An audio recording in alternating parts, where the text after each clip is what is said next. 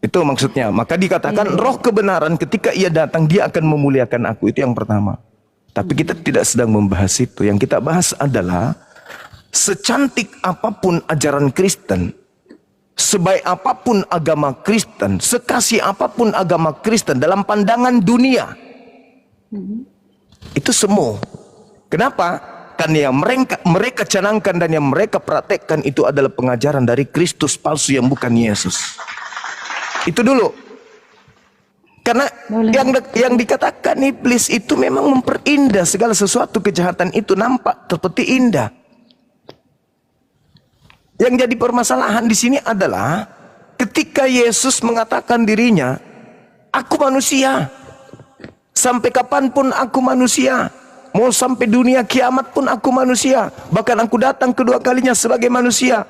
Sedangkan yang datang kepada Paulus bukan manusia. Berarti oknum yang berbeda. Polanya di mana, Mbak Ted? Yesus ditanya oleh muridnya, apa tanda kedatanganmu?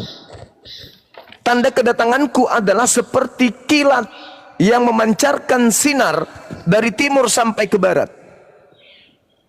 Apakah itu sudah terjadi? Tidak terjadi, belum terjadi. Ketika aku datang, matahari menjadi gelap, bulan tak bercahaya, bintang-bintang berjatuhan dari langit. Kuasa-kuasa langit berguncang. Aku akan nampak di tengah langit sebagai manusia. Seluruh manusia akan meratap, seluruh manusia akan melihat aku di tengah langit. Apakah itu sudah terjadi? Belum terjadi. Itu ditanya oleh murid Yesus. Guru, apa tanda kedatanganmu? Tanda kedatanganku matahari jadi gelap, bla bla bla dan seterusnya. Lantas Yesus klarifikasi lagi. Jadi apabila ada orang yang berkata bertemu dengan Mesias di gurun, bertemu Mesias kemudian di dalam bilik, jangan kau percaya. Itu bukan aku. Kenapa kamu harus percaya? Karena dia datang menyerupai aku. Dia melakukan banyak mukjizat, sampai hebatnya dia akan menyesatkan orang pilihan juga. Waspadalah, jangan kamu percaya. Nah, siapa yang menggenapi itu? Paulus. Ketika dia ke Damsyik, dia mengaku bertemu dengan Kristus. Sayangnya Kristus yang ditemui itu bukan manusia.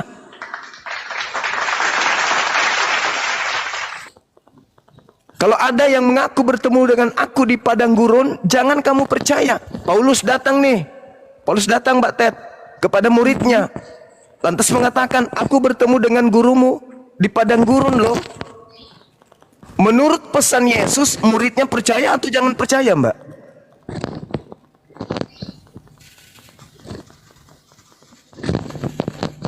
Pasti percaya lah. Hah? Kan perintahnya jangan percaya. Apabila ada orang berkata bertemu dengan Kristus di padang gurun, Matius 24, sorry. Maksudnya gini Bang, maksud saya. Maksudnya gimana?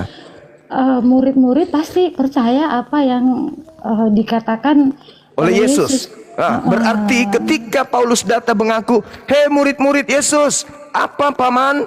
Aku bertemu dengan gurumu di padang gurun loh. Kira-kira murid Yesus percaya nggak kepada Paulus? Pasti percaya karena memang Yesus sudah naik ke surga waktu itu Bang. Iya. Inilah yang dihindari oleh si RK. Kan pesan gurunya, jangan kamu percaya. Tidak ada pola di dalam pengajaran Yesus, nanti aku naik, aku datang turun. Enggak, polanya yang betul adalah Mbak Ted, Yohanes 16 nomor 7. Nomor 8 adalah benar jikalau aku pergi. Sebab kalau aku tidak pergi, penghibur itu tidak akan datang. Berarti setelah gurunya pergi, yang datang adalah penghibur lain. Yang diminta di dalam Yohanes 14 nomor 16. Aku akan minta kepada Bapa agar Bapa mengutus seorang penolong lain. Aku pergi. Sebab kalau aku tidak pergi, maka penolong itu tidak datang. Maka yang datang setelah aku pergi bukan aku, tapi seorang penolong lain. Iya, kayak gitu. Betul. Memang betul. Nah, sekarang ketika Paulus bertemu dengan sosok di padang gurun, siapa yang datang? Yesus atau penolong lain? Penolong lain itu Roh Kudus itu.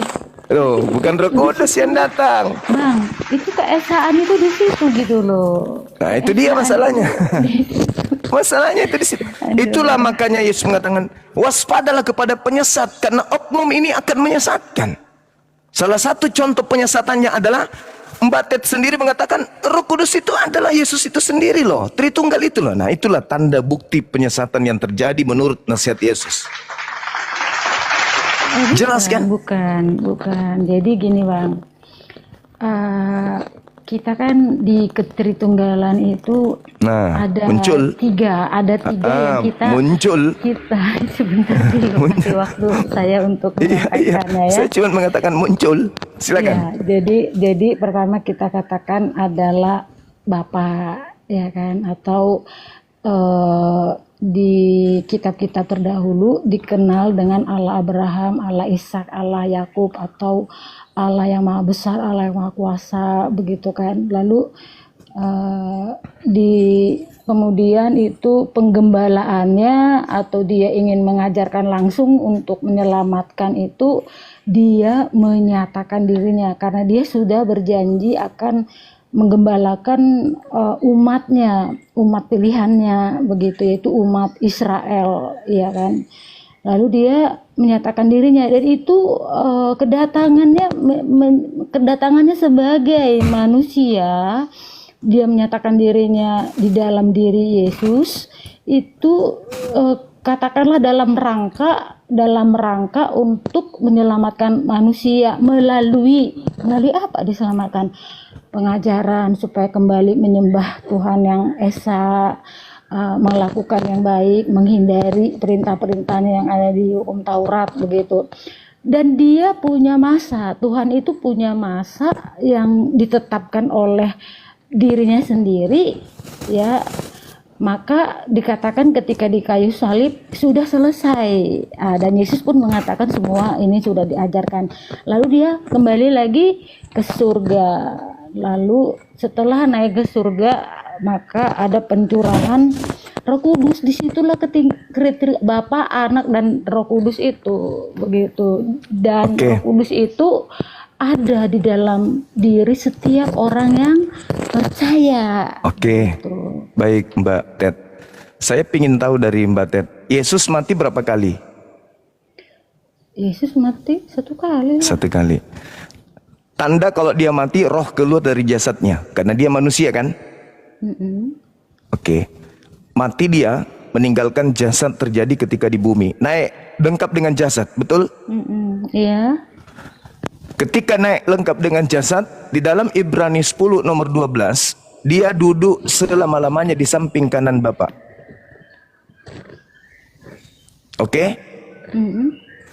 Yang datang kepada Paulus, roh saja atau lengkap dengan jasad?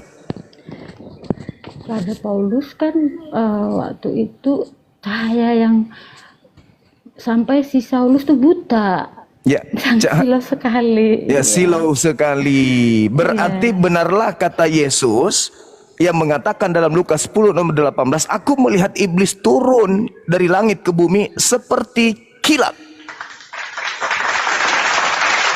Kilat itu cahayanya lebih daripada matahari. Kalau matahari masih bisa dipandang, kilat tidak bisa kita pandang. Kilat itu hanya sekejap, tapi tidak bisa kita pandang. Bagaimana kalau kilat itu tinggal dengan mempertahankan cahayanya beberapa detik atau sampai 1 menit atau sampai seperti matahari? Semua orang di atas muka bumi ini akan buta. Karena cahaya kilat itu mengiris seperti pisau. Ini yang terjadi. Nah, sedangkan kalau yang turun adalah rohnya yang berbicara kepada Paulus, berarti jasad di atas tanpa roh. Mati lagi dia berarti. Ibrani 10 nomor 12. Bang, maka Saulus tuh sampai tersungkur mukanya kayak gitu. Ya, karena dia melihat cahaya yang lebih terang daripada matahari.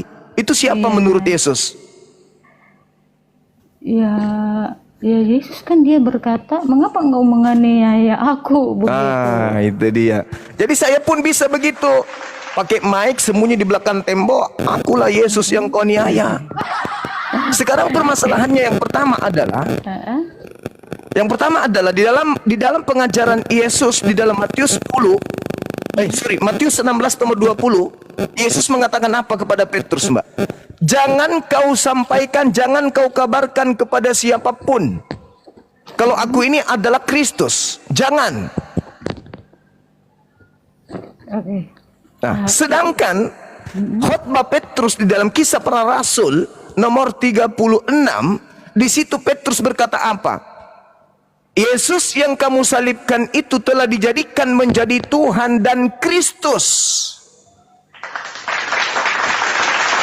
Iya Bang, sebentar.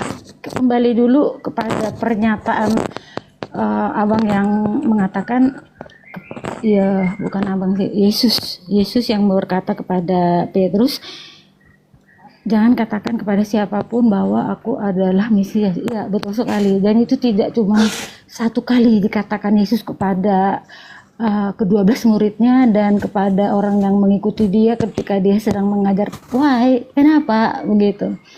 Ketika Yesus menyembuhkan Bartolomeus, orang yang buta sejak lahir, ya kan Bang? Dia pun mengatakan seperti itu. Kenapa?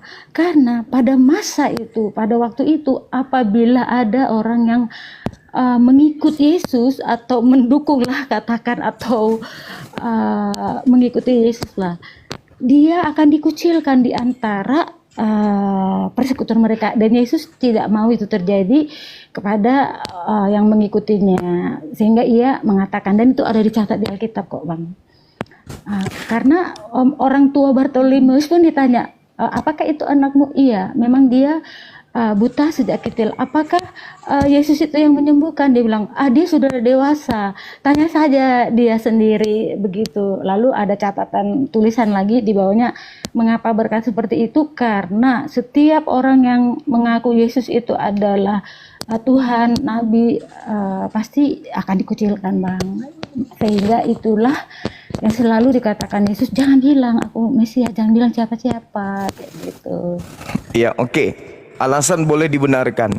Itu bukan alasan Bang, bisa lalu dibaca kenapa? di Alkitab Bang. Iya, memang Yesus melarang. Pertanyaan saya, kenapa Petrus kemudian menggaungkan kalau yang keluar dari kubur itu adalah Kristus? Dia umumkan, seluruh orang Israel harus tahu bahwa yang kalian salibkan itu adalah Kristus. Kenapa dia bocorkan kayak gitu? Apakah dia ini Petrus murid durhaka, atau dia ini sedang menjelaskan bahwa oknum yang mereka salib ini dijadikan sebagai sembahan bagi mereka yang telah mendurhakai Tuhan dan utusannya? Karena di situ sebelum data ini 36 ini, Petrus berkhotbah menceritakan tentang nubuatan Nabi Daud. Nabi Daud menubuatkan akan datangnya Mesias yang tidak ditinggal di alam kubur dan jasadnya tidak mengalami kematian. Dia adalah Mesias yang diangkat oleh tangan kanan Elohim. Itu siapa itu Mbak Ted? Yang tidak mengalami, jasadnya tidak mengalami maut dan dia tidak dikubur. Itu siapa? Ya, mau di situ tidak kematian selama-lamanya. Iya, betul. Karena pada hari ketiga kan bangkit hidup lagi Bang. Binasa itu berarti mati. Iya. Dan sedangkan nubuat Daud, Tuanku jasadnya tidak binasa, tidak ditinggal di dunia orang mati. Berarti dia tidak dikubur, melainkan dia diangkat oleh tangan kanan Tuhan. Sedangkan ada yang mati, ada yang menjadi mayat, ada yang tinggal dalam kubur. Dan itulah yang diumumkan oleh Petrus, inilah yang menjadi Kristus bagi kalian. Menjadi Kristus ini yang kalian bunuh ini jadi Kristus buat kalian. Berarti yang dinubuatkan Nabi Daud sudah terangkat, kemudian ada yang disalibkan. Yang disalibkan ini baru menjadi Kristus saat itu juga. Jadi gini Bang, setelah Adam dan Hawa berdosa, mereka dikatakan akan mati dan pasti mati begitu. Dan mati kan, mati mereka pada akhirnya, meskipun tidak pada waktu makan, tapi ratusan tahun kemudian mereka mati dan tidak ada kebangkitan, ya kan. Namun setelah Yesus mati dan masuk ke dalam maut, semua orang-orang mati terdahulu, ya kan, bangkit. Nah, itu makna dari kematian Yesus dan kebangkitannya, tidak dikuasai atau tidak terikat oleh alam maut. Begitu. Jadi Dan gini, hanya Yesus dan hanya Yesus yang manusia seutuhnya yang bangkit, gitu loh. ya. Jadi gini Mbak Ted, dikatakan dengan sangat jelas bahwa Mesias yang dinubuatkan Nabi Daud itu tidak mengalami kematian. Dia tidak ditinggal di dunia orang mati. Dia diangkat langsung oleh tangan kanan Elohim. Itu satu cerita yang berbeda. Itu penekanan Petrus seakan-akan begini sederhananya. Hei kalian, Daud sudah menubuatkan tentang tuannya. Tuannya itu tidak mengalami kematian. Jasadnya tidak binasa dan dia tidak ditinggal di dunia orang mati. Berarti yang kau salib itu siapa? Yang mati itu siapa?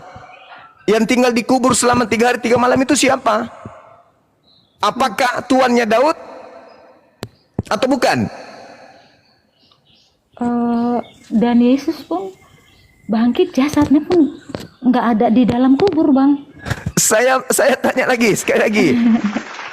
Daud menubuatkan Mesias yang dinaikkan oleh tangan kanan Elohim tidak mengalami maut. Jasadnya tidak ditinggal di kubur dan raganya tidak mengalami kematian. Pertanyaan saya, yang mati minum asam anggur, yang dikubur itu siapa? Yesus. Yesus yang mana? Yesus Kristus, anak Maria. Oh, gak bisa. Yesus Kristus anak Maria, jasadnya tidak mengalami binasa. Enggak, Bang. Itu dalil. Tidak binasa, betul, tidak binasa dan tidak Kalau mengalami. tidak binasa, kalau tidak binasa berarti tidak mati. Loh, itu kan sama seperti yang dikatakan oleh Yesus, rubuhkanlah bait Allah ini, maka akan aku bangun dalam 3 hari. Itu mengatakan tentang kematiannya dan dia akan bangkit lagi, kayak gitu. Dan Yesus pun memang Yesus berkata, kamu jangan takut, aku hidup dan aku akan hidup, begitu. Ada ayat lain juga, Bang, yang mengatakan dia maut tidak berkuasa menahan dia di alam kubur. Ya, itu kan alasan yang muncul setelah ingin mendudukkan yang dikubur ini harus Yesus. Maka dicarilah data-data yang menguatkan. Tapi nubuatan Daudnya tentang kenaikan Mesias, dia tidak akan ditinggal di kubur dan jasadnya tidak mengalami kematian. Ini khotbah Petrus seakan-akan mengatakan, loh kalian salah loh, yang kalian salibkan itu bukan anak Daud loh. Sebab Daud sendiri mengatakan, bukankah Tuanku akan duduk di sebelah kanan Tuhan dan akan melihat bagaimana musuh-musuhnya ditumpuk pada kakinya. Jadi dia tidak mengalami kematian, jasadnya tidak ditinggal di kubur, dia diangkat oleh tangan kanan Elohim. Seperti ketika dia dicobai, wahai Yesus, ya paman, jika engkau anak Tuhan, buang dirimu ke bawah, sebab Tuhan akan mengutus malaikatnya agar menatang engkau di tangannya, agar kakimu tidak terantuk kepada batu. Itu yang dijelaskan oleh Petrus. Tangan kanan Elohim akan turun mengambilmu dan mengangkatmu ke langit. Lalu siapa yang kalian salib ini? Sehingga Petrus mengatakan, Yesus yang kalian salibkan telah dijadikan menjadi Tuhan dan Kristus. Berarti baru dilantik menjadi Kristus. Yang kedua, Petrus dilarang menceritakan kalau gurunya itu adalah Kristus. Berarti yang dihotbahkan ini adalah oknum lain. Apa yang terjadi terhadap penyalib Yesus setelah itu? Mereka bertanya, Lalu apa yang harus kami lakukan? Apa kata Petrus? Bertaubatlah dan selamatkanlah dirimu dari angkatan jahat ini. Kau harus bertobat, bukannya harus bergembiralah, berbahagialah, sebab dosa-dosamu telah ditebuskan dengan kamu membunuh Kristus. Kok enggak gitu? Kok enggak begitu? Harusnya berbahagialah, senanglah kalian, bersukacitalah, karena yang kalian bunuh itu adalah Kristus yang telah menebus dosa-dosa kalian. Tapi apa katanya? Bertaubatlah dan tinggalkanlah angkatan jahat ini. Artinya apa? Tinggalkan mereka yang telah menyalib oknum tersebut, yang bagi mereka yang mereka salib sudah dijadikan sebagai Tuhan untuk mereka. Makanya muncul pertanyaan. Daud menubuatkan dan menjelaskan dia adalah nabi. Kuburan Daud ada di kita sampai hari ini. Di Kisah Para Rasul 2, di khotbah Petrus, dia berkata bahwasanya Mesias akan dinaikkan, jasadnya tidak mengalami kematian, jasadnya tidak ditinggal di kubur. Lalu yang tinggal di kubur dan mengalami kematian ini, Yohanes 19 nomor 30, lalu matilah dia hari Minggu pagi-pagi, Yohanes 20, Maria datang ke kubur dan tidak menemukan mayat Yesus. Iya, Allah maut nggak bisa menguasai dia. Maut, gitu, Bang. dia tidak disentuh oleh maut. Yesus mati.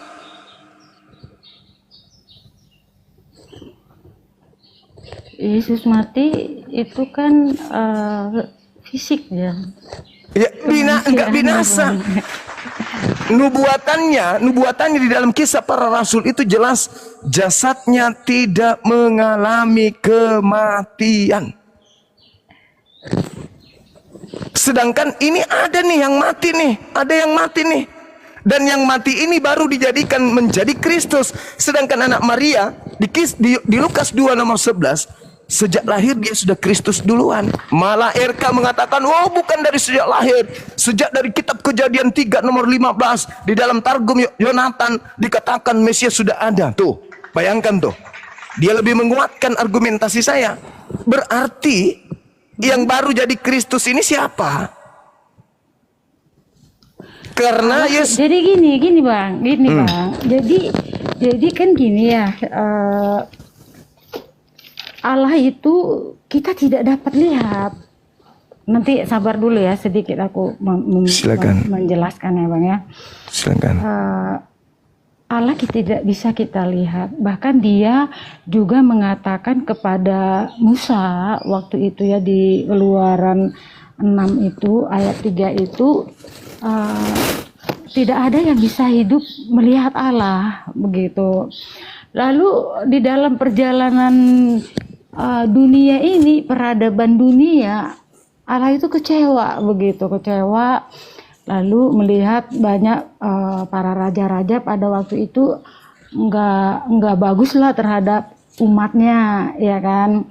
Lalu dia berfirman kepada nabi, melalui nabi, untuk umatnya dia berfirman bahwa dia akan mengajar langsung, menggembalakan langsung umatku, begitu. Nah, dia di fase yang kedua, di fase yang pertama kita mengenal Tuhan yang menciptakan alam semesta ini. Di fase yang kedua, yaitu di dalam diri Yesus Kristus, dia adalah juru selamat untuk orang Israel dan bagi yang percaya, di Yohanes 3 ayat 16, ya kan. Lalu dia menyatakan dirinya, dan yang disalib itu adalah Yesus atau anak manusia, namun di dalam dirinya ada Bapa, ada Allah itu sendiri, kayak gitu konsepnya Bang. Yesaya 63 nomor 9, bukan duta, bukan utusan. Yesus utusan, berarti bukan Yesus. Kisah Para Rasul 2 nomor 22. Orang Israel harus tahu, yang kumaksudkan adalah Yesus orang Nazaret, yang telah ditentukan oleh Tuhan untuk melakukan mujizat, tanda-tanda, kekuatan yang dilakukan oleh Tuhan melalui perantaraan Yesus. Betul. Ya, berarti Jadi bukan Yesus. Berarti bukan Yesus. Yesus tetap, Bang. Jadi Melalui Yesus- perantaraan Yesus. Yesus berkata, jangan aku tidak dapat berbuat apa-apa dari diriku sendiri. Apa yang aku kerjakan adalah apa yang diperintahkan oleh Bapa untuk aku kerjakan. Iya. Nah, terus yang Anda sampaikan tadi Bapak harus turun, mana Bapak harus turun? Jadi bisa dikatakan Yesus itu adalah seperti sarana gitu loh, Bang. Sarana Ya, yang- iya memang betul. Nabi Musa juga sarana. ada Daud anak, juga Bang. sarana. Abraham juga sarana. Tapi bukan Bapak itu sendiri. Jadi konsep Kristen beda. Rohnya, Bang, rohnya bekerja di dalam diri Allah itu adalah roh. Jadi jangan lupa bahwa Allah Saudariku yang baik adalah hati, saudaraku yang baik hati, pernyataan Yesus Anda coba lihat di dalam Yohanes 3 nomor 34. Siapapun yang diserahi tugas untuk menyampaikan firman, maka padanya roh Tuhan akan melimpah. Jadi bukan cuma Yesus kalau berbicara mengenai roh. Bilangan 11 nomor 25. Musa dikatakan nabi karena pada dirinya ada roh Tuhan. Bahkan kalau saudari membaca Kejadian 6 nomor 3, rohku tidak selamanya ada dalam diri manusia. Berarti roh yang ada dalam diri kita ini rohnya siapa? Roh Tuhan. Betul. Sekarang Yesus. gini, Bang. Sebentar, Bang. Sekarang gini, Bang. Semua manusia yang diciptakan Allah sejak semula diberinya roh. Baik Musa pun diberikan roh ketika meniupkan napas kehidupan. Ya kan? Aku jadi lupa mau ngomong apa. Kok tiba-tiba hilang pikiranku. Aku jadi lupa. Ya, kita Jadi kembali aku bilang kepada apa tema, ya? Mbak Ted. Kita kembali ke tema. Jadi kalau kita pandang dari kacamata ilmu pengetahuan, makasih Bang Ferry, barakallahu fik. Kita pandang dari pengetahuan kita nih sebagai orang yang hadir hari ini di sini. Pengajaran Yesus Kristus dan pengajaran Kristus yang datang kepada Paulus itu bak langit dan bumi. Kristus anak Maria datang mengatakan, aku diutus hanya kepada domba yang hilang, yang sesat dari umat Israel. Kata siapa? Kata Kristus anak Maria. Kristus yang keluar dari kubur, pergilah ke seluruh dunia, jadikanlah seluruh bangsa menjadi pengikutku. Sama enggak dengan Kristus yang tadi? Sama. Yang tadi mengatakan, aku hanya diutus kepada domba yang sesat dari umat Israel. Yang satu mengatakan, pergilah ke seluruh dunia, jadikan seluruh bangsa menjadi pengikutku. Sama enggak? Iya, sama. Karena dia mengatakan, aku diutus untuk domba Israel yang sisa-sisa atau yang tersesat lah pada waktu itu kan, karena sudah banyak yang menyimpang gitu keturunan Israel itu, yaitu dari keturunan Yakub itu yang 12 suku itu. Nah, memang kan pada waktu itu kan masanya singkat, masanya dia menyatakan dirinya itu singkat begitu, lalu dia kembali ke tahtanya. Maka supaya kerajaan sorga itu dapat dirasakan oleh semua orang, dinikmati dan semua mendapat kehidupan kekal, lalu ada pengutusan, yaitu amanah agung itu melalui rasul-rasul ataupun orang-orang percaya di kemudian hari yang sampai sekarang. Yang percaya kayak gitu supaya sampai nanti semua. Jadi gini Mbak, kepada ke-12 murid, Matius 10 nomor 5 nomor 6 berpesan kepada ke-12 muridnya agar tidak ke bangsa lain atau ke bangsa orang Samaria, tapi pergilah kepada domba-domba yang sesat dari umat Israel. Itu kepada 12 murid. Makanya Yesus menasihatkan apa? Waspadalah kepada penyesat yang datang kepadamu dengan memakai namaku dan berkata, akulah Kristus. Penyesat ini akan menyesatkan banyak orang. Dia akan melakukan banyak mukjizat, sekiranya mungkin menyesatkan ke-12 murid juga, murid pilihan. Matius 24 nomor 24. Pada intinya adalah Kristus anak Maria itu mengajarkan kitab Tanak. Tidak mengajarkan Roma, Galatia, Filipi, dan seterusnya. Kenapa demikian? Karena di dalam pengajarannya Yohanes 17:8, segala firman yang engkau berikan telah aku sampaikan kepada mereka. Aku berkata-kata bukan dari diriku sendiri. Sedangkan apa yang terjadi setelahnya? Paulus berbicara, apakah ada Yesus pernah berfirman kepadanya tentang buku Roma? Yesus berfirman kepadanya tentang buku Galatia? Ada? Tidak pernah. Sebab segala firman yang engkau berikan telah aku sampaikan. Berarti sebelum penyaliban sudah tamat pengajaran firman Yesus yang disampaikan kepada muridnya. Lalu kok ada penambahan-penambahan Roma, Galatia, Filipi? Dari mana itu? Dari Kristus yang keluar dari kubur, oknum yang berbeda.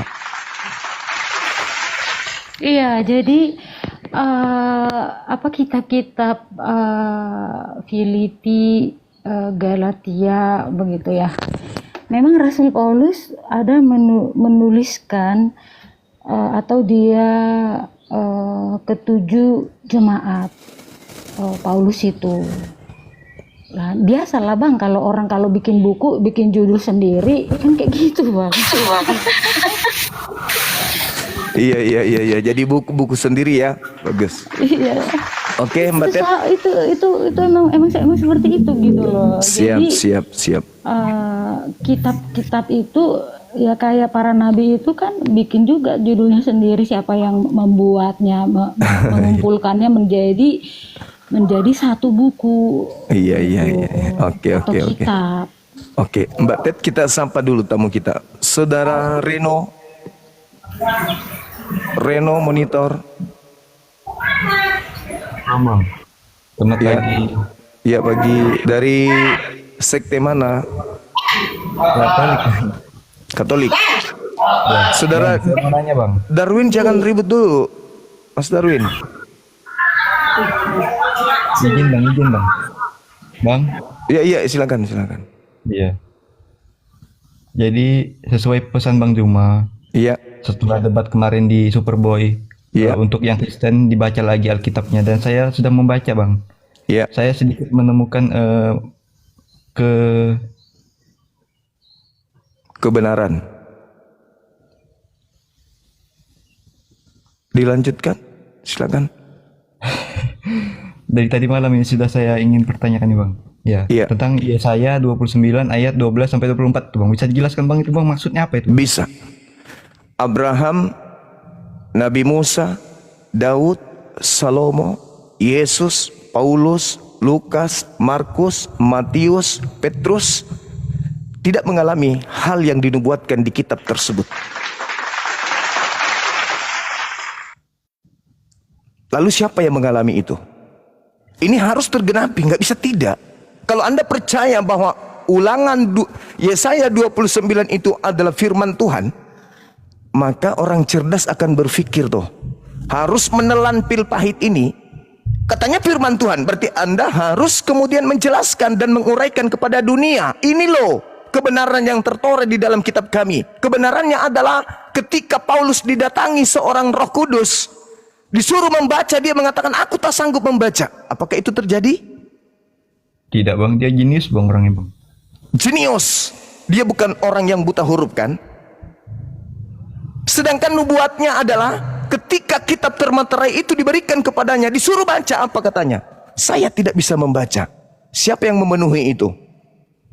Nabiku Nabi Muhammad tidak mengerti bahasa Ibrani, tidak paham Aramaik, bahasa Suryani, bahasa Yunani. Nabiku adalah orang yang ummi, buta tentang kitab-kitab terdahulu. Dia hidup di padang gurun, dia hidup di zaman jahiliyah. Seorang diri, tanpa ayah, tanpa ibu. Tak ada orang tuanya yang pernah mendidiknya. Ayahnya meninggal sebelum dia lahir. Ibunya usia 5 tahun, beliau sudah meninggal. Siapa yang mengajarkan dia tentang hal-hal tersebut?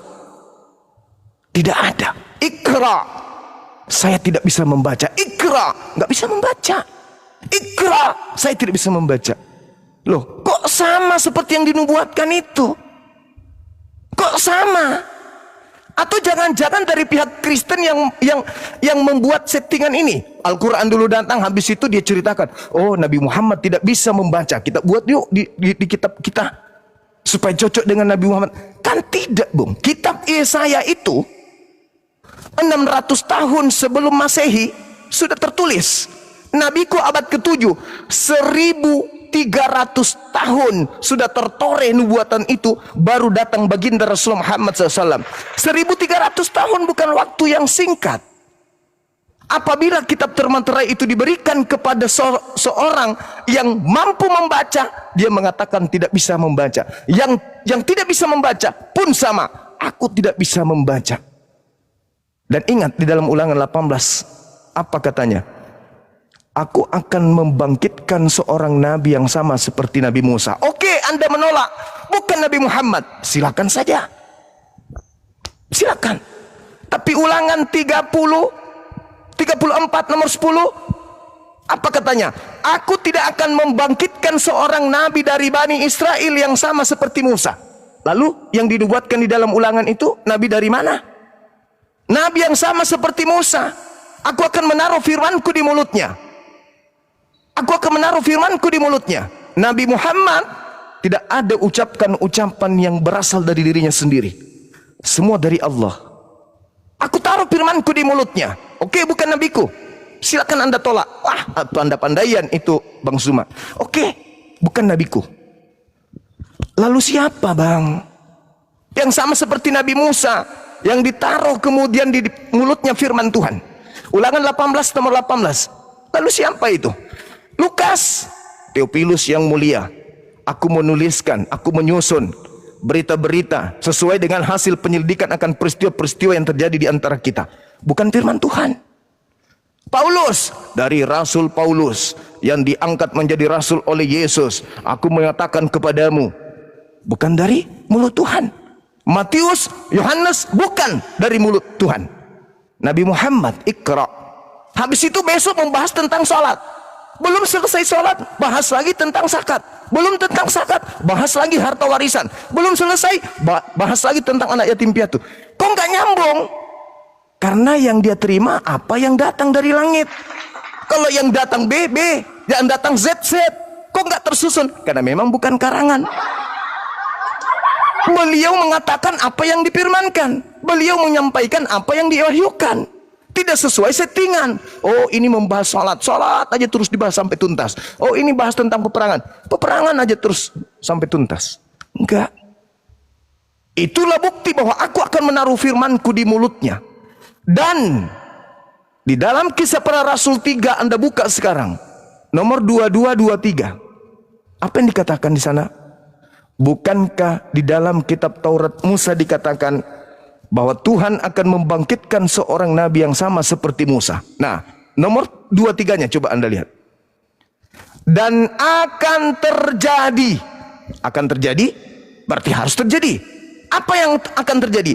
Siapapun yang tidak mendengarkan nabi itu akan dilenyapkan, akan dibasmi dari umat kita. Subhanallah. Ini Lukas yang menceritakan itu tentang hasil penyelidikannya. Makanya saya katakan Lukas sebagai penyelidik itu menuliskan karya ilmiah, bukan firman Tuhan dan juga bukan sabda Yesus, tetapi hasil penyelidikan apa yang diceritakan oleh saksi-saksi. Bukankah di dalam kitab Tauratmu dikatakan bahwa Tuhan akan mengutus seorang nabi yang sama seperti Musa, dan akan terjadi siapapun yang tidak mendengarkan nabi itu maka dia akan dibasmi. Artinya akan datang nabi sama seperti Musa, di mana dia nabi ini siapapun yang menghalangi misinya, siapapun yang menghalangi hukum yang dibawanya akan diperangi. Apakah itu Yohanes? Gugur. Markus? Gugur. Paulus? Gugur. Yesus sekalipun gugur. Karena bukan Yesus yang memerangi orang yang menolaknya, justru Yesus yang dibunuh oleh orang yang menolaknya. Sedangkan buatannya, dia akan membunuh, dia akan memerangi, dia akan melenyapkan siapapun yang menghalanginya untuk melakukan misi penyampaian firman Tuhan ke atas muka bumi ini. Sama seperti Nabi Musa. Nabi Musa perintahnya, jangan kau biarkan apapun yang bernapas. Bunuh, bunuh, bunuh, bunuh. Kenapa? Karena hukum Tuhan harus dimenangkan. Coba Anda buka sekali lagi Ulangan 33 nomor 2. Terbit pada Musa di Sinai, terbit pada Nabi Isa di Sion, kemudian terbit di Paran. Siapa terbit di Paran? Nabi Muhammad, dia akan membawa pasukan orang suci, orang kudus, orang yang bersunat. Berapa banyak? 10.000. Untuk apa? Untuk menegakkan tangan kanannya membawa hukum Tuhan. Api yang menyala-nyala. Api sebagai hukum Tuhan ini akan dibawa untuk menghanguskan semua hukum-hukum jahiliyah yang ada di depannya. Api, tonggak hukum. Ulangan 33 nomor 2. Sekarang siapa yang berasal dari Faran membawa pasukan 10.000 orang-orang bersunat untuk menghancurkan musuh di depan? Itu siapa? Yesus mustahil. Daud mustahil. Salomo mustahil. Markus mustahil. Apalagi Paulus. Lalu siapa? Baginda Rasulullah Muhammad sallallahu alaihi wasallam dalam kitab Sirah Nabawiyah, ketika dia menaklukkan kota Mekah, dari Madinah dia membawa 10.000 pasukan orang bersunat. Lumpuh Mekah, dikenal dengan sejarah Fathul Mekah. Jadi yang menggenapi kitab-kitab tersebut tentang ini siapa? Itu dulu. Kembali kepada pertanyaan Saudara Redo. Apabila kitab itu diberikan, maka orang itu akan berkata, aku tidak bisa membaca. Ayo, kira-kira siapa oknum ini? Saya nggak mau mengatakan nabiku Nabi Muhammad, tapi silakan Anda cari. Mungkin nanti 2000 tahun lagi akan datang Nabi. Kalau Anda menolak Nabi Muhammad, silakan Anda cari Nabi yang lain. Ingat di penghujung ayat-ayat itu, Saudara Reno, dia menggantikan Tuhan dengan yang bukan Tuhan. Apakah mungkin tukang periuk menjadi periuk? Apakah mungkin Tuhan menjadi ciptaan? Itu yang disinggung pada data-data berikutnya. Coba Anda baca. Ada kan? Iya bang, ada bang. Subhanallah. Sekarang pertanyaan saya, siapa yang mengatakan dalam konsep agamanya bahwasanya tukang periuk menjadi periuk? Islam atau Kristen? Nah itu saya tidak berani jawab bang. Pencipta langit dan bumi turun menjadi ciptaan, pembuat periuk menjadi periuk. Inilah yang kita bahas. Ada dua Kristus. Kristus yang mengajarkan dirinya, ini Rasulullah. Yohanes 17 nomor 3, Yohanes 5 nomor 36. Hidup kekal itu adalah mereka mengenal Engkau satu-satunya, la ilaha illa huwa, la ilaha illa anta, wa ana Rasulullah. Yohanes 17 nomor 3. Hidup kekal itu adalah mereka mengenal Engkau satu-satunya Tuhan dan mengenal kamu sebagai apa? Mengenal aku sebagai Rasulullah. Ini iman Islam. Kata Yesus, Yohanes 17, hidup kekal itu adalah titik 2. Mengenal Engkau satu-satunya Tuhan. Mengenal aku sebagai Rasul Tuhan. Lebih dari kodrat Rasul Tuhan, Anda jatuh jauh dari hidup kekal. Ada yang menambahkan tuh, oh salah Yesus, kamu itu bukan hanya Rasul, tapi kamu juga adalah Tuhan. Sudah tidak mendapatkan hidup kekal orang kayak begitu. Karena Yesus memberikan resep. Hidup kekal itu adalah mengenal aku sebagai Rasul. Selesai. Titik. Jangan ditambah. Siapa yang menambah tidak dapat hidup kekal. Kristen ketika dikatakan hidup kekal itu adalah mereka mengenal Engkau satu-satunya. Kristen mengatakan apa? Oh no. Bukan satu-satunya, tapi Yesus juga, Roh Kudus juga. Maksud lo, Roh Kudus dan Yesus juga adalah satu kesatuan dengan yang satu itu. Wow, keren. Padahal Yesus mengatakan, dan mengenal Yesus Kristus yang engkau utus. Berarti Yesus hanya dikenal sebagai utusan. Itu imannya Islam. Wa isqala Isa bin Maryam, ya bani Israel, inni rasulullahi ilaikum. Iman kami tuh mengenal Yesus Kristus ini sebagai utusan Tuhan untuk Bani Israel. Itu iman kami. Hidup kekal dong umat Islam. Yes, makanya dikatakan dalam Al-Quran surah Al-Mu'minun ayat 1, qad aflahal mu'minun. Beruntunglah orang-orang Islam itu yang mukmin. Jelas itu Dinda. Jadi kalau bertanya siapa yang menggenapi itu, bagi saya itu bukan PR. Bagi saya itu adalah hasil akhir daripada PR, nilainya 100+. Sekarang bagi Anda nih, siapa yang menerima kitab termaterai, Kenapa dikatakan kitab termaterai? Kenapa? Mau bukti? Saya ambil Al-Quran. Sorry ya. Assalamualaikum. Waalaikumsalam warahmatullahi. Saya ambil Al-Quran misalnya. Ini bukan Quran tapi ini semisal. Saya baca nih. A'udzu billahi minasyaitonir rajim. Bismillahirrahmanirrahim.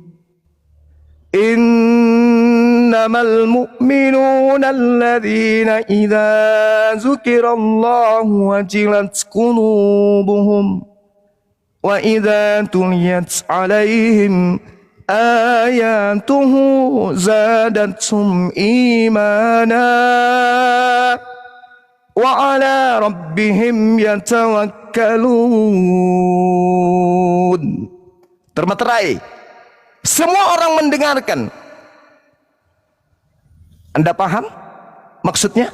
Anda ngerti isinya? Tidak. Kecuali mereka yang mendalami kitab itu baru paham. Orang semua bisa mendengarkan, umat Islam semuanya bisa melisankan, tapi tidak semua orang bisa paham isinya. Tapi kalau saya mengatakan begini, pada mulanya adalah firman, firman itu bersama-sama dengan Tuhan, firman itu adalah Tuhan, orang semua paham. Kenapa? Karena bukan kitab termaterai, kitab yang nuansanya sama seperti buku-buku biasa. Tapi kalau Al-Quran, Yasin, ada yang bisa menjelaskan artinya? Nggak ada. Kitab termaterai sudah terpaparkan, dia tidak pernah berubah isinya, tetap menggunakan bahasa original teksnya. Tapi tidak semua orang bisa mengerti. Siapa yang bisa mengerti? Mereka yang muslim, yang berserah diri kepada Allah untuk mengkaji dan mentadabburi Al-Quran. Jadi Al-Quran bukan hanya sekedar dilisankan, tapi harus dipraktikkan. Itulah yang dimaksud dengan kitab termaterai. Tidak semua orang tahu, tidak semua orang bisa paham, kecuali mereka yang menggunakan akal. Al-Quran bisa dipahami seseorang hanya karena akal. Kalau cuma menatap membaca tidak akan pernah bisa. Itulah yang dimaksud kitab termaterai.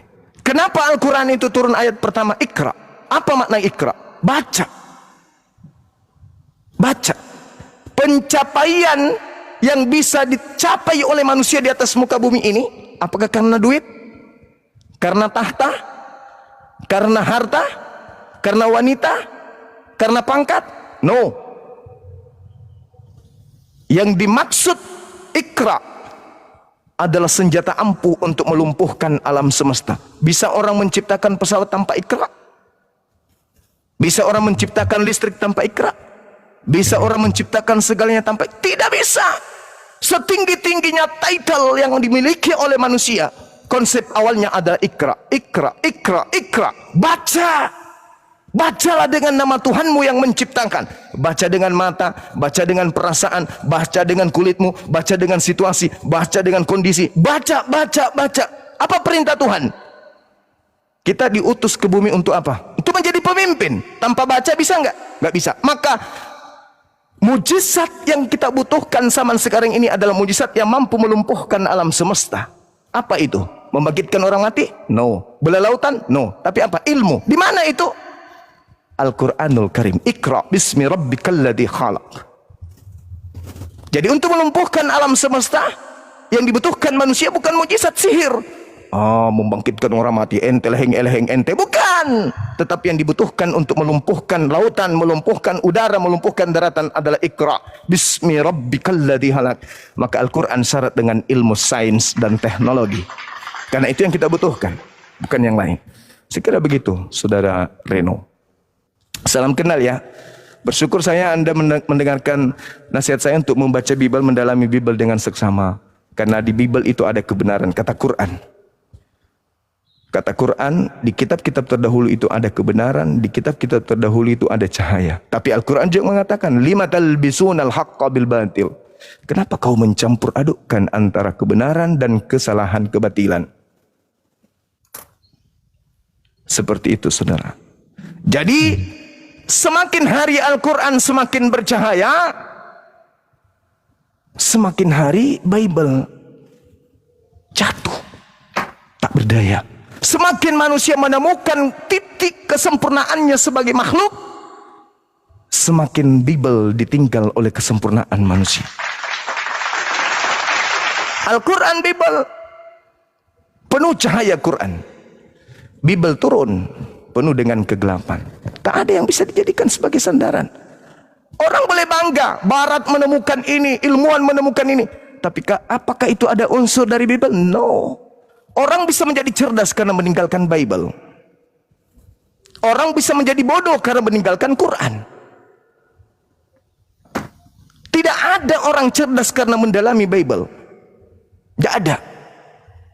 Justru orang Barat yang melakukan temuan-temuan karena mereka tidak fanatik terhadap Bible. Karena kapan mereka fanatik terhadap Bible, Bible bertentangan dengan ilmu pengetahuan. Contoh, halaman pertama Anda buka di Bible, bagaimana mungkin ada siang dan malam, matahari belum tercipta? Inilah unsur yang harus dipahami oleh generasi-generasi muda Indonesia, apapun agamanya, bahwa sebagai manusia kita dituntut kemudian untuk menggunakan akal, kembali kepada fitrah, yaitu akal. Saya kira begitu Saudara Reno Saputra. Dan Anda lihat perdiskusian semalam, saya dinyatakan kalah karena saya mengakui Yesus Kristus adalah anak Maria. Oke, sebenarnya itu kekalahan untuk RK. Kenapa? Dengan saya mengakui bahwa Yesus Kristus adalah anak Maria, telah menggugurkan Tuhan Kristen, bahwa Tuhan Kristen itu adalah bukan manusia. Kalau Tuhan Kristen bukan manusia, berarti Tuhan Kristen bukan anak Maria. Siapa yang kalah di sini? Saya atau RK? Seia sekata kita mengatakan bahwa anak Maria adalah Kristus. Tepuk tangan untuk itu. RK mengakui, Superboy mengakui, Kristen sedunia mengakui Maria melahirkan anak manusia. Saya ingin tanya kepada komunitas Kristen, apakah kalian menyembah manusia? Tidak, kami tidak menyembah manusia. Terima kasih, berarti Anda tidak menyembah anak Maria. Lalu Kristus yang mana yang Anda sembah ini? Silakan tanya pada sanubari masing-masing. Saya kira begitu. Waktu saya tinggal sedikit, silakan. Dinda Alfi, Assalamualaikum. Waalaikumsalam warahmatullahi wabarakatuh. Iya, gimana Saudara Reno? Iya, saya rasa cukup Bang penjelasannya Bang. Iya, sekali lagi saya katakan, pelajari lagi Bible. Di Bible itu ada kebenaran di dalam. Tapi pendekatan yang harus Anda pakai ini, kecerdasan intelektual. Kita manusia ini yang membedakan antara kita dengan hewan itu apa? Kita memiliki kecerdasan. Hewan tidak memiliki kecerdasan. Yang kedua, kelebihan kita memiliki kehendak bebas, free will. Kita bebas, memilih agama bebas, memilih makanan bebas, memilih pakaian bebas. Hewan, bisakah mereka memilih makanan? Bisakah mereka memilih, kami nggak mau tidur di sini, kami nggak mau makan rumput lagi, besok kami mau makan keju? Bisa? Nggak bisa. Yang ketiga, kita manusia diuji. Pertama, memiliki kecerdasan. Kedua, manusia itu memiliki kehendak bebas. Ketiga, kita diuji. Ujian inilah yang menentukan kemudian kita beriman dengan benar ataupun tidak. Kecerdasan bisa mati karena kita salah memilih. Salah memilih bisa tercipta karena ujian. Orang kadang beriman, tapi karena ujian jatuh. Manusia diuji. Adakah kambing diuji? Adakah sapi diuji? Adakah binatang diuji? No. Yang diuji kita. Maka kalian sedang diuji. Wahai saudara-saudaraku Kristen, kalian sedang diuji. Diuji apa? Diperlihatkan Bible kepada Anda untuk diuji kepada Anda sebagai ujian. Apakah Anda ingin mengikutinya atau tidak? Apakah Anda ingin memiliki kemudian kecerdasan intelektual sebagai manusia atau tidak? Atau jangan-jangan yang berkata dalam Al-Quran, ulaika hum syarrul bariyah. Mereka yang tidak menggunakan akal adalah seburuk-buruknya makhluk. Anjing, seanjing-anjingnya anjing, Tak ada anjing yang menyembah anjing. Sebabi-babinya babi, tak ada babi menyembah babi. Tapi ada manusia yang konon pintar, cerdas. Kok bisa-bisanya menyembah manusia? Ya iya kalau manusia katanya. Tapi kalau bukan manusia gimana dong? Kalau bukan manusia, lalu siapa yang mereka sembah? Kepadaku telah diberi kuasa. Catat, kepadaku telah diberi kuasa. Ini siapa ini? Kalau Tuhan diberi kuasa, mustahile, kecerdasan.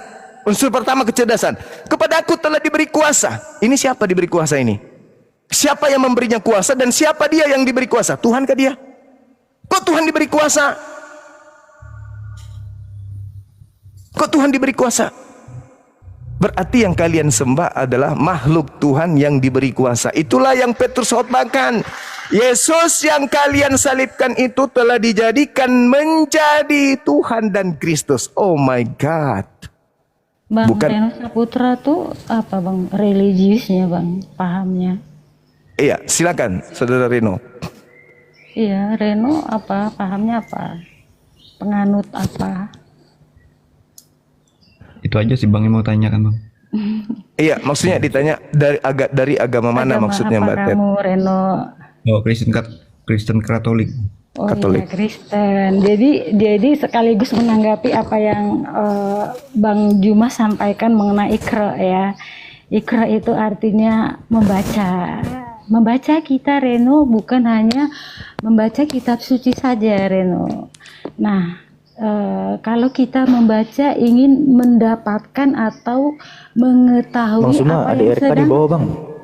apa yang sedang kita baca, bukan begitu Bang Juma? RK di bawah. Ada kajian, ada analisa, Iya, betul. ada kesimpulan, ada keputusan, lalu ada tindakan. Iya, Dan betul. yang kita baca bukan hanya Alkitab, ya. Reno 2 Timotius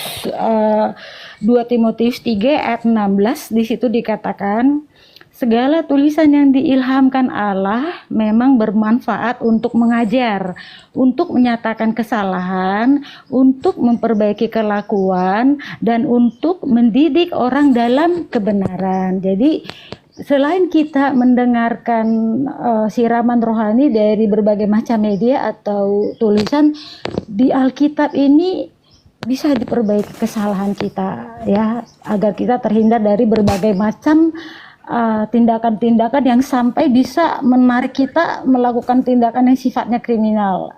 Itu akan bisa pudar ketika kita sudah paham tentang apa kebenaran itu, apa yang dikehendaki Tuhan. Jadi apa yang disampaikan Bang Juma, Iqra, ya kita harus bisa baca alam.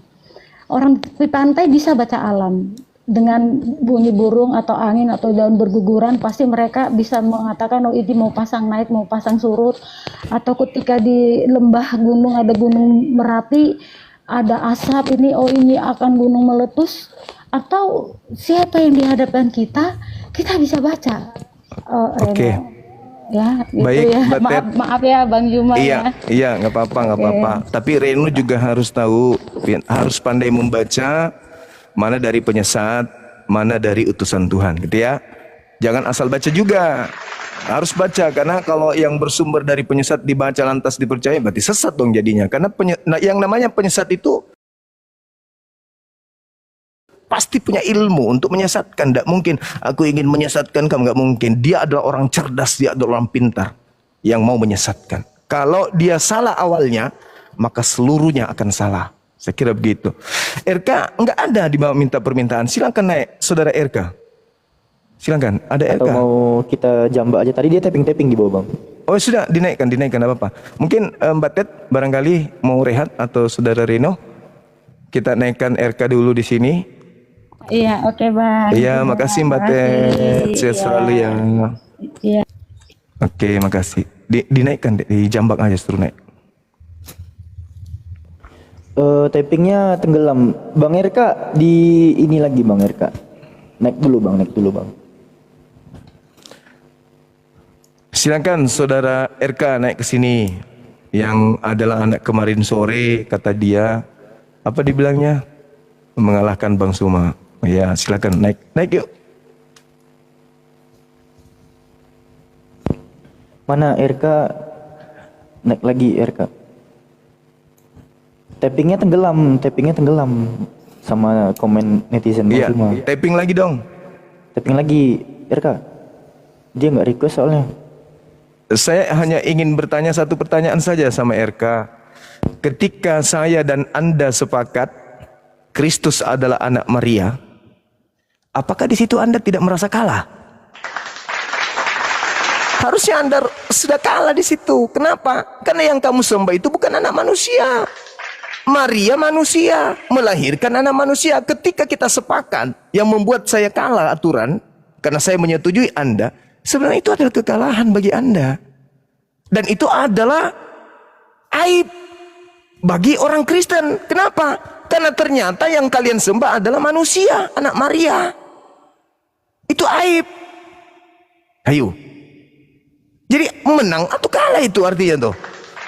Anda menang di Superboy, tapi secara akidah, secara keyakinan, secara kepercayaan, hancur sudah. Kan Anda sudah mengakui bahwa Kristus itu anak manusia.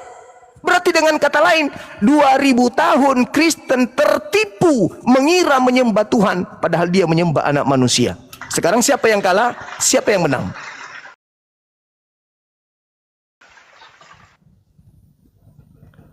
Ayo. Al-Quran saya mengatakan bahwasanya kafirlah orang yang mengatakan Al-Masih itu Tuhan. Berarti Anda mengiyakan Al-Quran. Oh, memang betul Bang Suma, kami kafir. Sekarang kalau kalian mengakui kalian kafir, yang kalah dan yang menang siapa? Itulah kemenangan yang hakiki.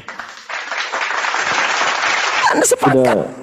Sudah ada, silakan dinaikkan. Silakan dinaikkan. Udah nggak ada Bang, udah nggak ada dia. Atau Edis mungkin ada di bawah, silakan dinaikkan. Edis, nggak ada juga sih. Edis. Kita sepakat, oke, jabat tangan. Anda yang dapat kemenangan, saya serahkan, silakan ambil pialanya, silakan. Tapi yang dilantik di langit ketujuh sebagai juaranya adalah saya. Anda dimenangkan di sana, di skala kecil. Saya dimenangkan di hadapan Qadir Rabbul Jalil. Anda mengakui Kristus anak manusia. Dengan kata lain, Anda mengatakan Kristen menyembah anak manusia. Kalau Anda mengatakan no, kami tidak menyembah anak manusia, berarti Anda menyembah unsur yang datang Kristus lain. Parah lagi tuh. Kalau Anda menyembah Kristus lain, parah lagi tuh. Semakin membenarkan bahwa yang sebenarnya menang itu Bang Suma. Bukan Bang Suma, kami tidak menyembah manusia. Masya Allah. Kalau Anda bukan menyembah manusia, berarti Anda menyembah Kristus lain. Berarti betul, Kristus ada dua. Kristus yang manusia dan Kristus yang bukan manusia. Mundur kena, maju kena. Gak ada kemenangan. Yang ada kehancuran. Kemenangan semu. No, saya tidak ada arti buat yang kayak gitu-gitu. Silakan Anda dimenangkan, tidak apa-apa. Tapi yang kita ukur di sini bukan dari menang tidaknya atas kesepakatan itu. Tetapi kemenangannya saya mampu membuktikan melalui lisan saudara RK bahwa Kristen menyembah Kristus yang lain. Atau Kristen menyembah manusia. Atau Kristen menyembah anak orang. Atau Kristen menyembah makhluk Tuhan. Atau Kristen menyembah makhluk yang keluar dari kubur yang baru dikasih status sebagai Kristus. Mau kemana perginya? Kemenangannya dari mana coba? Anda nantang saya, mari kita bahas ini di Superboy. Sampai di sana apa yang Anda bahas? Nabi Musa, Nabi Muhammad, Taurat, Nabi Musa, Injil, Nabi Isa. Anda mempermalukan Kristen. Wajarlah kalau pendeta nelpon ke Ustadz Kainama, suruh berhenti itu, bikin malu, bubar gereja nanti dibuatnya. Akhirnya dimenangkan. Tapi nggak apa-apa. Itu anggap saja hiburan. Saya bersedekah untuk kalian berhappy-happy, untuk bersenang. Tapi tidak untuk mereka yang berakal. Orang-orang Kristen yang berakal sehat pasti akan guncang. Orang-orang Kristen yang memiliki tingkat intelektual tinggi pasti akan gemetar. Pasti akan kalang kabut. Pasti akan terharu, bersedih, panik. Ada apa ini? Apa yang disampaikan Bang Suma itu betul. Ada apa ini? Ada apa ini? Mereka akan penasaran dan mereka akan mencari Bang Suma. Mereka akan mencari, membuka YouTube Bang Suma, mencari narasi-narasi Bang Suma. Ingat, apa yang Anda lakukan justru akan mengguncang, justru telah mengguncang gereja. Mengguncang gereja. Itu pasti tuh. Karena Anda tidak bisa membantah adanya dua Kristus di dalam tubuh kekristenan. Anda justru lari ke bahasan Nabi Muhammad, bahasan Taurat, bahasan Injil. Membuktikan Anda sudah tak berdaya. Anda akui, bahkan Anda mengatakan apa? Aku tidak bisa mirroring. Ayo, dengan kata itu, dengan kalimat itu, Anda mengatakan, saya tidak bisa membantah kebenaran dari Bang Suma. Selamat RK. Silakan Anda merayakan kemenangan semu. Itu adalah kemenangan hiburan. Hiburan. Seperti gunung es. Anda disimpan di atas dengan tahta di atas gunung es. Anda nggak tahu kalau di bawah sudah bertaburan.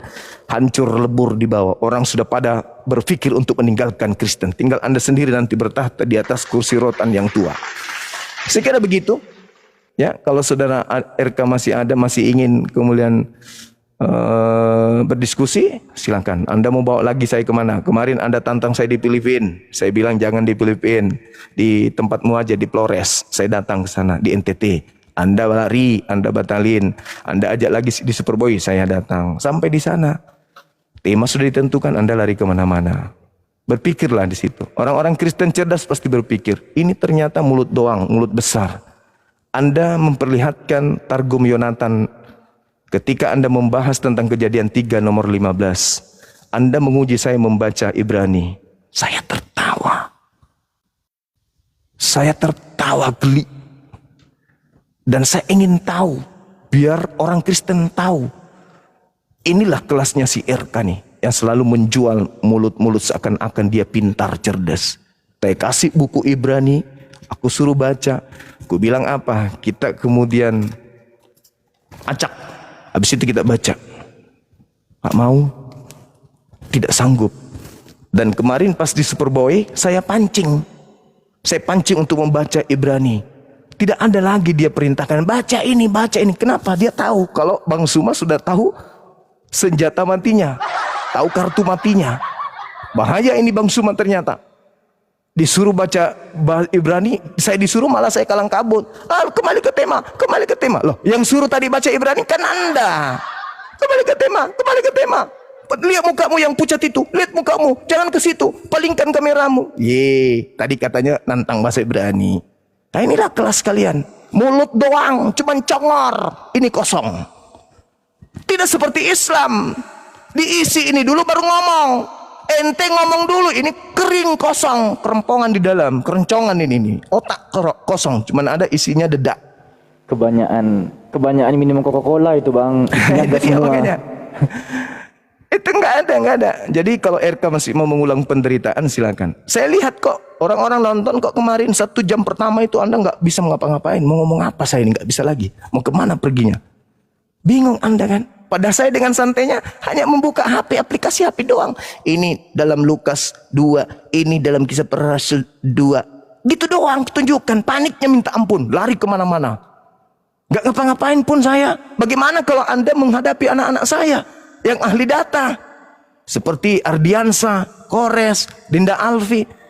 Bisa mencret. Saya ini bukan ahli data di sini, di komputer. Bukan. Saya di sini.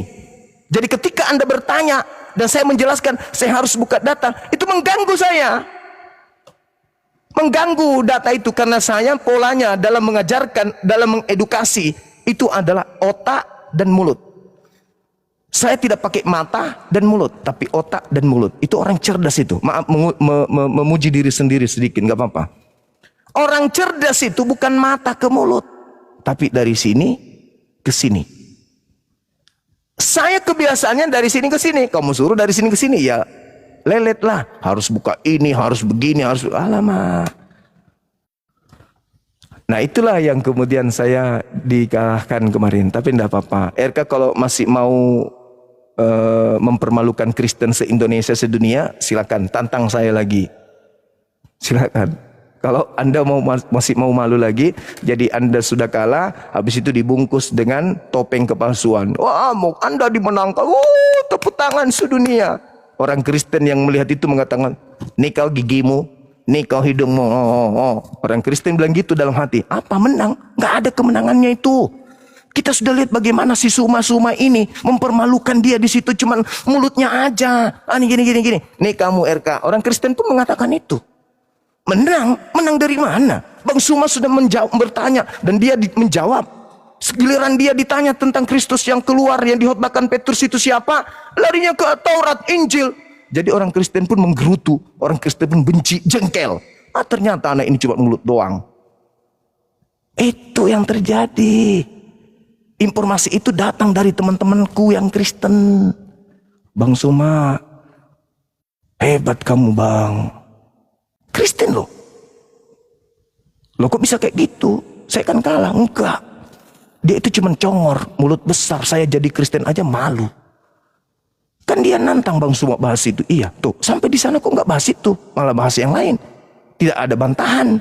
Siapa yang keluar dari kubur yang dilantik menjadi Kristus, dan siapa yang tidak mati, tidak mengalami kematian, siapa yang tidak binasa, siapa yang tidak ditinggal di dunia, di kubur. Tidak dijawab bang. Saya nyimak dari pertama bang, nggak dijawab. Bukan cuma satu orang Kristen yang hubungi saya. Ada berapa itu? 3. Belum lagi yang ngechat. Hanya. Belum lagi yang saya nonton sendiri di komal-komal Kristen, panas membahas itu. Jadi sebenarnya RK ini mempermalukan orang Kristen, ya. Yang pada intinya saya serukan kepada anak-anak saya, bahas terus Kristus itu minimal 2, sesuai dengan pesanan Yesus. Sebab Kristus palsu. Ada kan? Dan Kristus palsunya datang ke murid Yesus tahun angkatan pertama. Yang datang kepada murid pertama, angkatan pertama, abad pertama, yang mengatakan, aku bertemu dengan gurumu di padang gurun loh. Itu siapa? Jangan kamu percaya. Itu dia. Oke, teman-teman. Waktu saya masih ada. Sedikit lagi. Kalau masih ada yang mau diskusi di bawah silakan. Dinda Reno juga kalau mau rehat silakan Dek. Bisa turun. Kita cari saudara-saudara Kristen yang bisa sedikit memberikan penjelasan tentang materi ini. Ya, terima kasih Bang atas penjelasannya Bang. Siap, sama-sama. Tetap belajar ya. Semoga Bang Juma sekeluarga sehat selalu. Amin. Amin. Terima kasih Bang atas Iya, sama-sama. Doa yang sama ya. Saya pun terus mengkaji kebenaran itu. Iya, nanti kalau ada apa-apa yang ingin ditanyakan, cari Bang Suma, selalu live aja. Siap. Oke, ya, baik. Kita ajak yang lain. Selamat siang Bang, shalom. Iya, siang Adek Reno.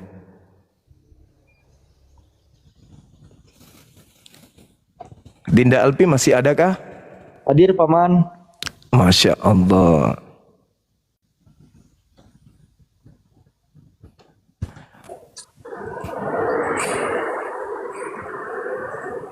Halo Pak Fendi. Pak Fendi. Halo Pak Fendi. Selamat siang Pak. Pak Fendi panggilan kedua. Pak Fendi panggilan ketiga.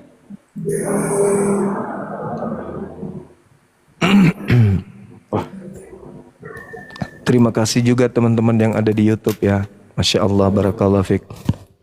Ada suaranya. RK rusak kampret. Loh kok bisa nulis kayak gitu? Janganlah. Jangan gitu. Oh, Pak Arif. Di YouTube ini. Pak Arif Hidayat request naik Bang Da. Siapa? Pak Arif Hidayat. Oh silakan. Guru kita beliau. Iya, izin aku naikkan ya. Siap. Sudah. Assalamualaikum warahmatullahi wabarakatuh abangku. Waalaikumsalam warahmatullahi wabarakatuh. Sehat terus. Masya Allah. Alhamdulillah anak sehat. Gimana abang, sehat abang? Alhamdulillah baru nyampe kemarin dari itu. Medan. Ya Masya Allah luar biasa. Subhanallah. Aman semua yang di sana kemarin udah kita amanin semua. Iya. Luar biasa memang. Termasuk mungkin sahabat kita yang mewakafkan hartanya. Iya. Jumpa. Iya. Dia lagi haji, cuman jumpa anaknya lihat lokasi juga. Bersama dengan ini Dinda Faruk. Ya.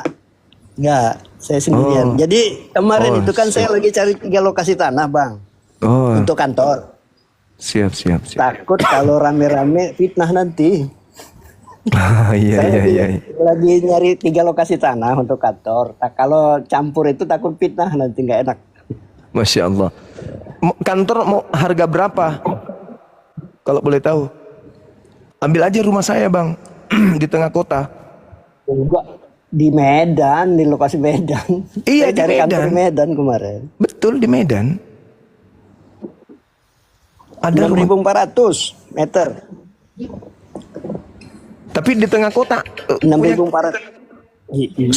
Sudah Iya. dapat. Sudah dapat. Ya, Bang. 3 lokasi itu. 3 lokasi harga 3-4 jutaan Per meter. Punyaku aja diambil. Serius. Di daerah mana? Di Mandala. Oh, Di tengah kota, rumahnya sudah ada. Luasnya kurang lebih 7.000 meter, 700 meter persegi. Tembus jalan muka belakang. enggak perlu Jadi bangunannya karena bakal kita rubuhin bangunannya. Ayolah, punya gua ya, Bang. Serius, sertifikatnya ada. Nggak pakai perantara. Langsung bisa masuk. Enggak, itu ada di PT saya itu 3 lokasi di Jamin Ginting, di Jalan Peramboyan sama Menteng. Enggak kontak sebelumnya kemarin. Lama. Tapi kalau misalnya nanti ya itu kan abang kan kantor tuh. Kalau Ya. misalnya abang tiba-tiba berubah pikiran, punya kita dalam kota Medan. Bukanya buka muka itu minimal 50 meter. Iya, kalau punya saya tuh bang, di belakangnya jalan raya, di depannya juga jalan raya, jadi tembus 2 jalan besar, muka belakang. Itu mahal kali, Ya, kita lihat tiga ini. 4 juta per meter itu mahal kali. Punya aku aja ambil.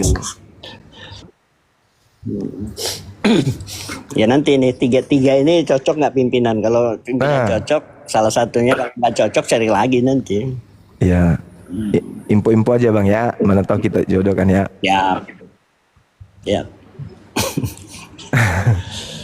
Abang saya mau jual lahannya, bapaknya Sadli. Ya. Beliau mau hijrah ke Makassar, jadi aset beliau salah satunya jual yang itu. Iya. Yang penting abangku sehat, masya Allah. Amin. Saya jumpa Bang Faruk malam aja di tempat bersahadat itu. Masya Allah. Kemudian saya timbang-timbang pikir kalau saya ngelihat itu bakal rame di fitnah nanti nih, kira saya cari lokasi lain lagi. Iya betul.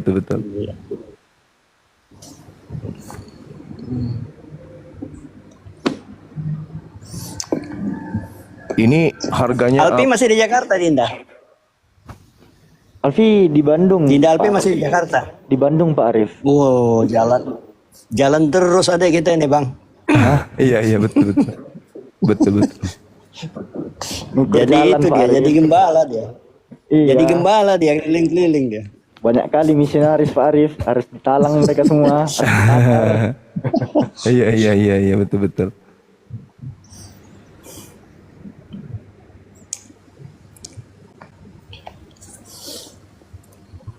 Saya kemarin di Medan lumayan lama, Bang. 7 hari saya di Medan. Baru pulang kemarin.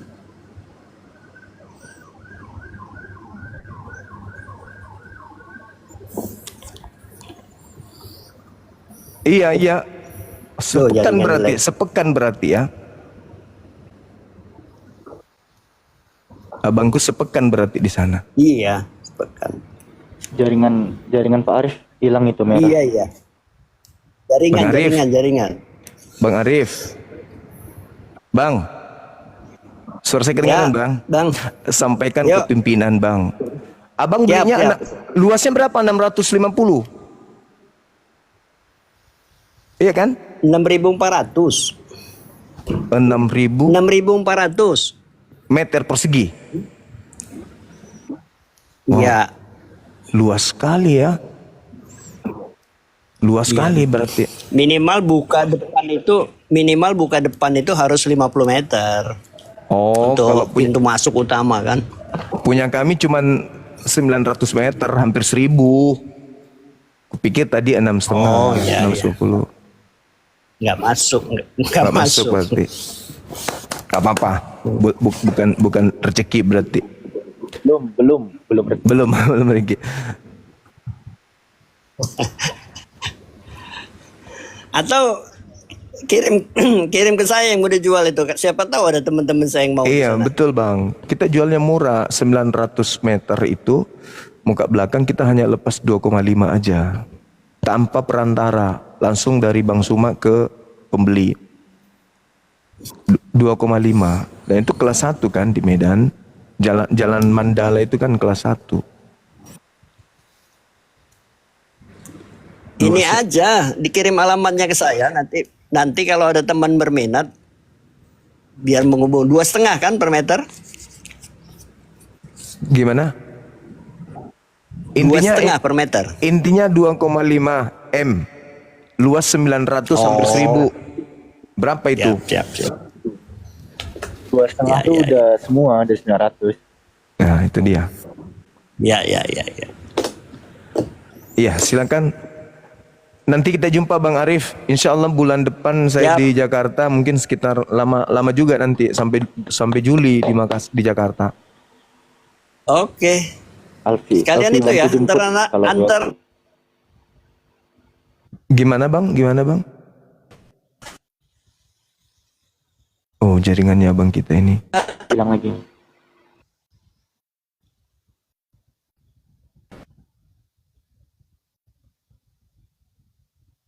Hilang beliau. Bang Arif. Hilang jaringannya. Bang Arifku. Ya. Abang kesayanganku. Saya udah pindah. Iya. Gimana Bang? Saya udah pindah.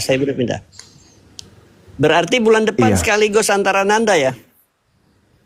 Iya, insya Allah. Itulah yang dia sampaikan. Gimana Abah? Kebetulan ya udah nggak apa-apa nak. Abah itu sudah isinin. Insya Allah bisa. Kalau nggak salah beliau 7 orang, Bang. 7 orang. Ya udah, nggak apa-apa. Saya suruh di Bang Handi Iya. atau di rumah keluarga atau mereka mau ngekos ngontrak apartemen, terserah anak muda inilah. Yang penting ada tempatnya untuk praktek. Iya, insya Allah adalah. Siap, Masya kita Allah. siapin. Allahu Akbar.